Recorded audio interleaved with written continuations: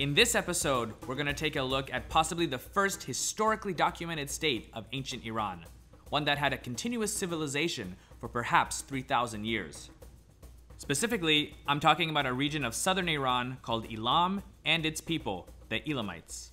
Mostly vilified in ancient Sumerian, Babylonian, and Assyrian texts, the Elamites have more or less been portrayed as the great antagonists to Mesopotamian civilization. Of course, there are many sides to any story, and the Elamites are no exception.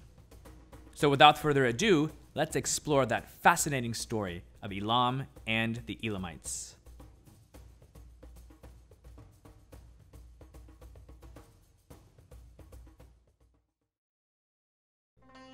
First though, let's actually define what Elam is. It's a name that may be familiar to you, especially if you've been watching or listening to many of the programs on this channel. It also appears in the Old Testament of the Hebrew Bible. However, Elam appears most frequently in the documents of ancient Mesopotamia. The term Elamite was used by the peoples of Mesopotamia to generally describe the inhabitants of the lands to their east, what today are the southern highlands of Iran and the alluvial plain of Susiana. From the time of the earliest Sumerian texts to nearly 2,000 years later, when Ashurbanipal claims to have wiped them off the map, Elam and the Elamites had always existed alongside the great civilizations of Mesopotamia. Unfortunately, most of the sources about the Elamites that we have come from Mesopotamia, and they're generally not very positive. Many of them, especially during Neo-Sumerian and Neo-Assyrian times, are just outright anti-Elamite propaganda. In this series, I'm going to do my best to get to the truth of the matter by examining as many sources as possible. In Sumerian, the term for Elam is Nima-ki. The Akkadian form of the word is Elamtu. Derivatives of this latter word were later transferred into other languages where it was used in texts including the Old Testament, Greek, and Roman writings. It's from these that we get the name Elam in most of our modern languages. The Elamites themselves, though, called their country Haltamti or Hatamti. Since Elam is the most common name that we use today, I'll use that throughout the program.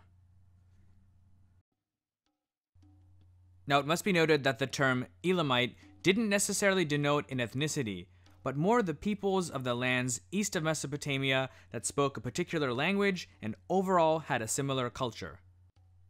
Since Elam territorially was quite vast, it's likely that it contained several ethnic groups, as well as several dialects of the Elamite language. There may have been other languages spoken that we just don't know about. For the most part, though, the peoples of Mesopotamia considered all of these peoples to be Elamites. Geographically speaking, the border of what we now call Elam appears to have been quite fluid.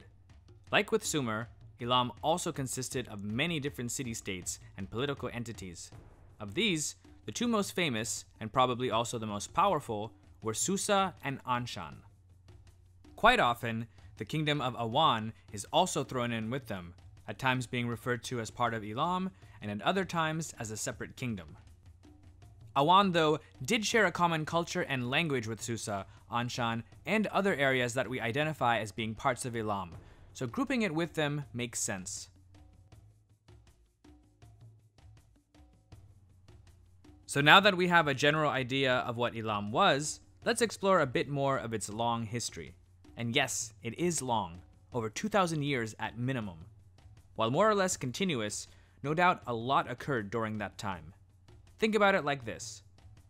Imagine what Rome was like in the year 0, and think of how much it's changed from then up until now. That's actually shorter than the span of time we're going to try to cover here. Speaking of spans of time, we generally classified Elamite history into three main stages according to general changes in the language. These are the Old Elamite period, the Middle Elamite period, and the Neo-Elamite period. However, before we get into the periods mentioned, I want to at least expose you to another important era, the proto-Elamite period.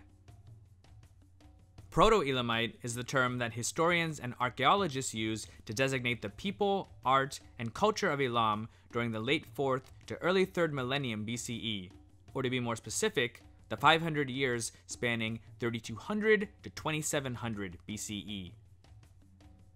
Over 1,400 seals and tablets with a sort of pictographic writing or signs have been found from this time period, especially in and around the ancient city of Susa. The geographic spread, though, of such text is quite astonishing. They're found not only in Susa, but in Anshan, and as far as an area called Shari Sukte, a site that today is on the Iranian-Afghan border. There's not a lot of information that can be derived from these texts, but they're quite distinct from the Elamite writing and art that would follow. Of course, we're assuming that the people from the proto-Elamite period are indeed direct ancestors of the Elamites mentioned later on in Sumerian texts. Around 2500 BCE, it seems that this pictographic writing evolved into a more syllabic writing system with a linear script and about 80 different signs. The proto-Elamite period is also known for its amazing artwork, especially bronze and silver items. For much of its early history, it seems that Elam and the early Sumerian city-states of southern Mesopotamia traded with each other and more or less coexisted peacefully. Of course, as seems to almost always occur in history, ambitious rulers tend to desire more, greed overtakes them, and soon open conflicts over land and resources arise. As you may have guessed, this happened between the peoples of Mesopotamia and Elam. At first, these were small, cross-border raids along the peripheries of the two lands. Later on, though, they would transform into full-scale conflicts between kingdoms and empires. In ancient writings, mention of Elam seems to have first appeared around 3000 BCE in texts from the Sumerian city of Uruk. What's also interesting is that there have been Elamite tablets that have been found from around the same time period as those of Uruk. Both of these, though, offer very fragmentary information and mostly contain the names of various kings, royal capitals, and terse statements referring to various conflicts. However, they do allude to the fact that these two writing systems developed into something more complex around the same time period. There's also mention of Elam in conflicts with the city-state of Kish. One of the Sumerian king lists reads that King Enmegarezi, who was a member of the first dynasty of Kish, and I quote, made the land of Elam lay down its weapons.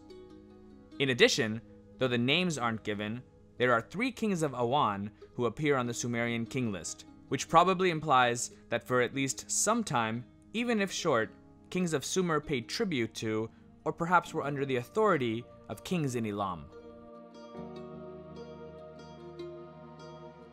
Other significant mentions of Elam occur in documents from the city-state of Lagash. One is where King Eannatum of Lagash claims to have fought what seems to have been a defensive war against a coalition of Elamite cities, including Susa. In one inscription, he claims to have, and I quote, sent the Elamite back to his land. Another attack took place a generation or two afterward when a band of about 600 Elamites raided Lagash and went off with some loot. They tried to escape via a port on the Persian Gulf called Guaba, but were defeated. All that they had stolen was also brought back safely to Lagash. I suppose mention of Guaba is a good place to talk about the economy in those days. I know in past programs when I've mentioned Elam, I often talk about kings, armed conflicts, and the like, but believe it or not, the peoples of Mesopotamia weren't always at war with the Elamites. They traded with them too. One of the ways that they did this was via the many waterways that coalesced into the Persian Gulf. Located on the Gulf's coast was Guaba, one of the main seaports within this trade network. From here, ships would proceed along 2 main sea routes. One of them went along the coast of what is today Iran to the mouth of the Karun River, and from there, goods were taken upland into Elam. The other route from Guaba went to the opposite side of the Persian Gulf, to the areas along the Arabian coast, including lands of legendary wealth such as Dilmun, today which is modern Bahrain, Qatar, and parts of the eastern shores of Saudi Arabia. From there, they could travel to Makan, modern-day Oman.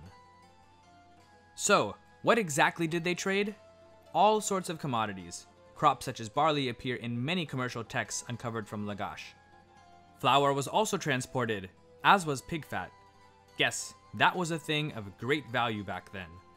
In addition, inventory tablets mention wool, textiles, perfume, timber, certain types of spices, cows, useful metals such as tin, copper, silver, and unfortunately, slaves.